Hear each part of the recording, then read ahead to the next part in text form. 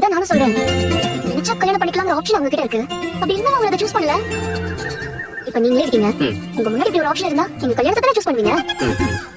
ஆமாங்க, நானா இருந்தா கல்யாணம் பண்ணிப்பேன் தான். ஆனா அவன் சோழ கிடையாதுல்ல. அவன் ஏன் கல்யாணம் வேணாம்னு சொன்னான்னு உங்களுக்கு தெரியுமா? அவனுக்கு கல்யாணம் பண்ணிக்கணும்னு ஆசை தாங்க. ஆனா சேரன் எனக்கு கல்யாணம் இருக்கும்போது அவனால இப்படி கல்யாணம் பத்தி யோசிக்க முடியலங்க. இதான் காரணமா இருக்கும் நானும் யோசிச்சேன்.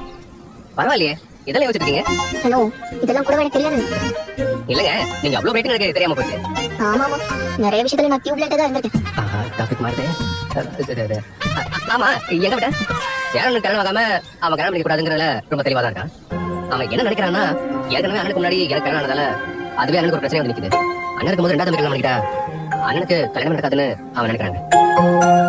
அதனால அண்ணனுக்கு கல்யாணம் ஆகிற வரைக்கும் அவன் தன்னோட கல்யாணத்தை பத்தி எல்லாம் யோசிக்கவே மாட்டேன்னு சொல்லிட்டான். நிஜமாவே என் தம்பி சூப்பருங்க. நான் கூட இப்பெல்லாம் யோசிச்சு தெரியல. பாண்டி ஒரு மாதிரி டிஃபரெண்டான கேரக்டர் தாங்க. ஆமாங்க, வானதியோட போன அவங்க வீட்டுல உடைச்சாங்கன்னு சொல்லி புதுசா ஒரு போன வாங்கி கொடுத்து வானதி கொண்டு வீட்டுல விட்டுருக்காங்க.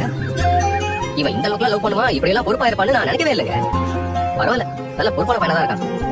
பாண்டி இப்படி இருக்கிறதால தான் வாந்திக்கு அவரை பிடிச்சிட்டு போல. அதனாலதான் ரிஸ்க் எடுத்து பாண்டிக்காக கிளம்பி வந்திருக்காங்க.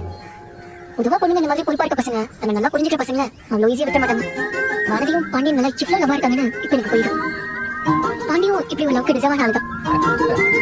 ஆமாங்க, ஆனா அவன் மட்டும் யோசிக்கும் போது நான் ஒரு படி மேல போய் அந்த பொண்ணுக்காக யோசிச்சு பாத்தீங்கல்ல. பாவம், வீட்டுக்கு போனா அந்த பொண்ணை கொடுமை பண்ணுவாங்களே, எதுக்கு அந்த பொண்ணு வீணா கஷ்டப்படணும்னு யோசிச்சு பாருங்களேன். அதெல்லாம் கூட கொஞ்சம் பாராட்டலாம். ஏன் உண்மைதானே சொன்னேன்.